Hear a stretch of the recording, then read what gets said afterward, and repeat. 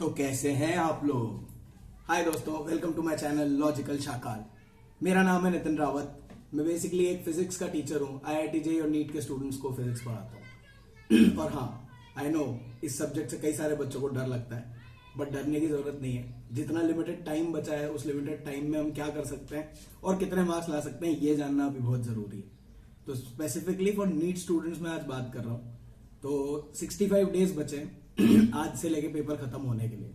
26 जुलाई को अपना पेपर है एंड बच्चों के मन में कई सारे सवाल होते हैं कि सबसे पहला सवाल ये होता है व्हाट टू डू, क्या करूं मैं। तो बेसिक बात है, एक ही चीज करनी है अपने को। क्या करना है, 65 डेज बचे, टाइम डिवाइड करना है और टाइम डिवाइड करके काम करना है। और हाँ, सभी के लिए है क्योंकि लॉकडाउन है, घर में बैठे हो।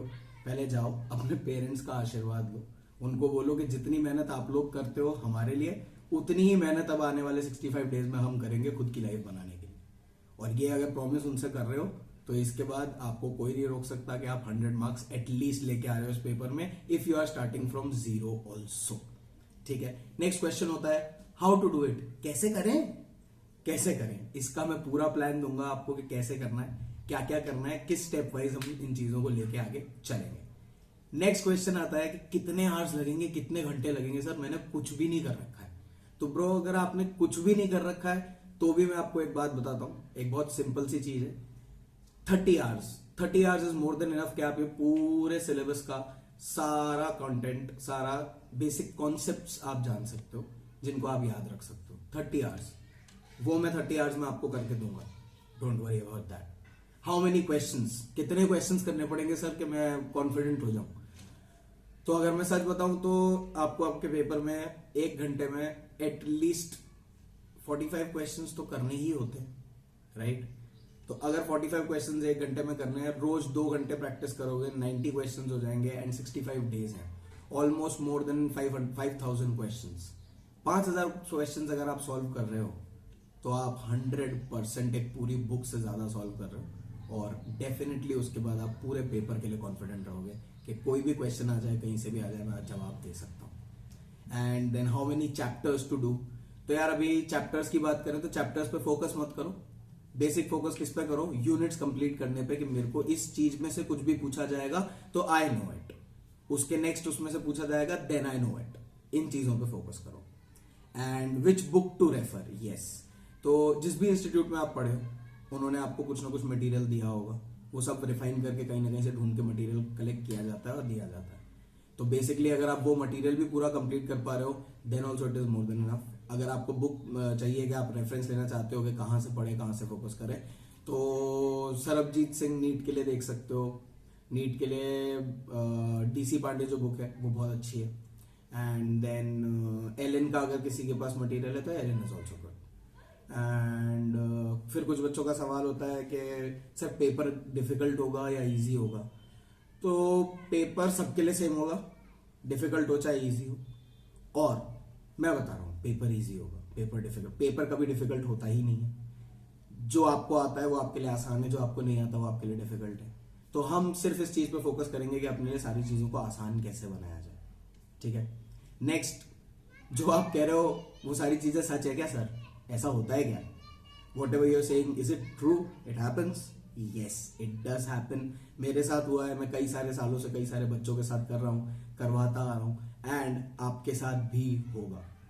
थोड़ा सा एफर्ट और डेडिकेशन चाहिए, बाकी और कुछ भी नहीं। तो आज जिस बेसिक चीज के बारे में हम बात करने जा रहे हैं वो है कि नीट में फिजिक्स का चैप्टर वाइज क्या डिस्ट्रीब्यूशन रहता है और किस तरीके से ऑपरेट होता है। तो यूनिट एंड डायमेंशन जो पहला यूनिट है उसमें एक से एक क्वेश्चन आता है और 1 घंटे का अपने को समय चाहिए कि अपन इस पूरे चैप्टर को कर सकें। ठीक है, नेक्स्ट काइनेमैटिक्स, 2 क्वेश्चंस आते हैं, 1.5 घंटे का अपने को टाइम लगता है कि 1.5 घंटे में अपन पूरा काइनेमैटिक्स कंप्लीट कर सकते हैं। लॉज ऑफ मोशन, 2 क्वेश्चंस, 1.5 घंटे का समय। Work, power and energy, 2 questions, 1 घंटे का समय। रोटेशन, 3 क्वेश्चंस, 2 घंटे का समय। Gravitation, 1 question, 1 hour time.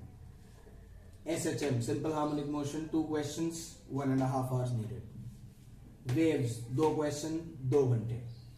Mechanics of solids and fluid, 2 questions, 1 घंटा।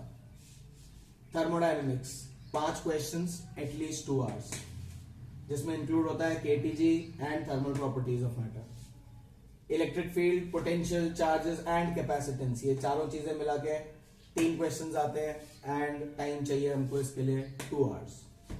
करंट एंड इलेक्ट्रिसिटी 2 क्वेश्चंस आते हैं, टाइम चाहिए 1.5 hours. Magnetism and matter, moving charges and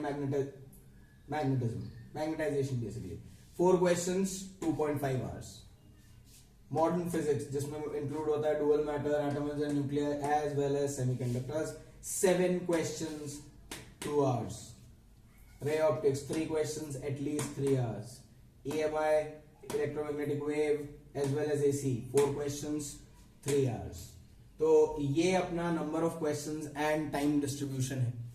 अब अगर इसमें किसी को लगता है कि मुझे कौन सा करना चाहिए और कौन सा नहीं करना चाहिए, तो जो मैं आपको एक बहुत बेसिक बात बता देता हूं कि अगर आपको स्टार्टिंग में 1 2 3 4 5 ये 5 चीजें आती हैं तो आपके लिए आगे की लाइफ बहुत इजी हो जाती है। पर अगर आपको ये 5 चीजों में से कुछ भी ऐसा है जो नहीं आता है तो ये लाइफ डिफिकल्ट हो जाती है।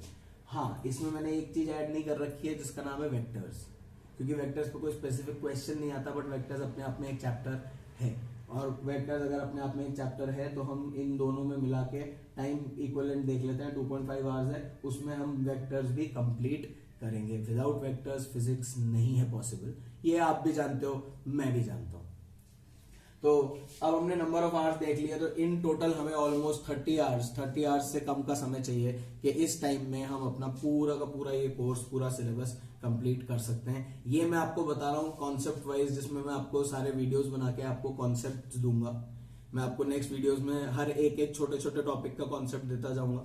एंड इंपॉर्टेंट ये है कि कुछ लोगों को लग सकता है कि ये बोरिंग होगा क्योंकि एक टॉपिक पे मिलता जाएगा, मुझे तो आता है, सही बात है, इसीलिए मैं एक टॉपिक से स्टार्ट नहीं करने वाला हूं। Now look at the importance, look at the focus के कौन से यूनिट्स अगर हम ढंग से कर लेते हैं तो हमारे लिए एक्चुअली वो बेनिफिशियल है एग्जाम में।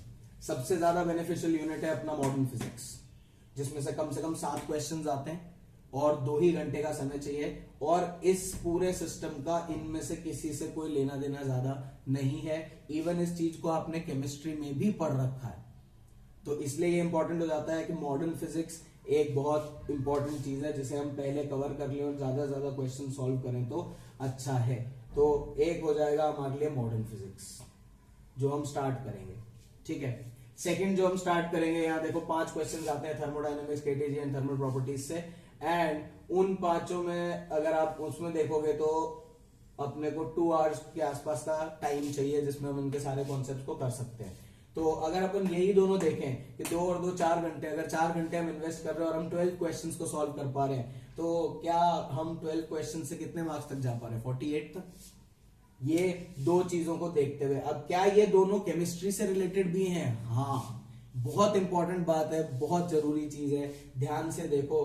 ये इसमें भी कई सारी चीजें, एटम्स एंड न्यूक्लियर, पूरा केमिस्ट्री में, ड्यूअल मैटर में भी कुछ ना कुछ केमिस्ट्री से रिलेटेड आता ही है, जैसे photo electric effect, thermodynamics, chemistry आप पढ़ते ही हो केमिस्ट्री में, तो ये दोनों चीजें आपके लिए करना आसान भी है और ये दोनों चीजें करके आपको बहुत फायदा भी होगा। तो अगर आप ध्यान से देखोगे तो ये यूनिट इन दोनों को मैं एक साथ स्टार्ट करूंगा। एंड उन बच्चों के लिए जिन्हें ऐसा लगता है कि मुझे तो कुछ भी नहीं आता, अब मैं क्या करूं, तो तीसरा जो टॉपिक है that I will start from your unit and dimension. तो यूनिट एंड डायमेंशन की भी बात करेंगे, तो ये तीनों पे मैं आपको वीडियोस दूंगा। और आज की डेट है 23 मई, तो आज शाम तक आप देखेंगे कि इन तीनों टॉपिक्स पे आपको एक वीडियो मिल चुका होगा। इन केस आपको अगर और कोई वीडियो, मतलब और किसी टॉपिक पे भी चाहिए स्पेसिफिकली कि अभी स्टार्ट किया जाए, पर वो टॉपिक थोड़ा सा डिफरेंट होना चाहिए। ऐसा नहीं हो कि मैं यूनिट डायमेंशन पढ़ा रहा हूँ, आप बीच में से बोलो कि वर्क पावर पढ़ा दो, क्योंकि लॉज ऑफ मोशन और काइनेमेटिक्स नहीं पढ़ाया और वर्क पावर बता रहा हूं तो कई सारे बच्चों के लिए वो यूजलेस हो जाएगा, ठीक है। हाँ, अगर कोई कहता है स्पेसिफिकली कि हमें एसएचएम की बात करनी है, या हमें एसएचएम भी नहीं, हमें वेव्स की बात करनी है, तो मैं बात कर सकता हूं, लेकिन एक अगर फ्लो में जाएंगे हम तो बेटर रहेगा। तो 3 टॉपिक से मैं स्टार्ट करने जा रहा हूं, unit and dimension first, thermodynamics and modern physics. इन तीनों पे मैं कोशिश करूंगा कि मैं आज शाम तक आपको एक वीडियो दे दूं। ओके।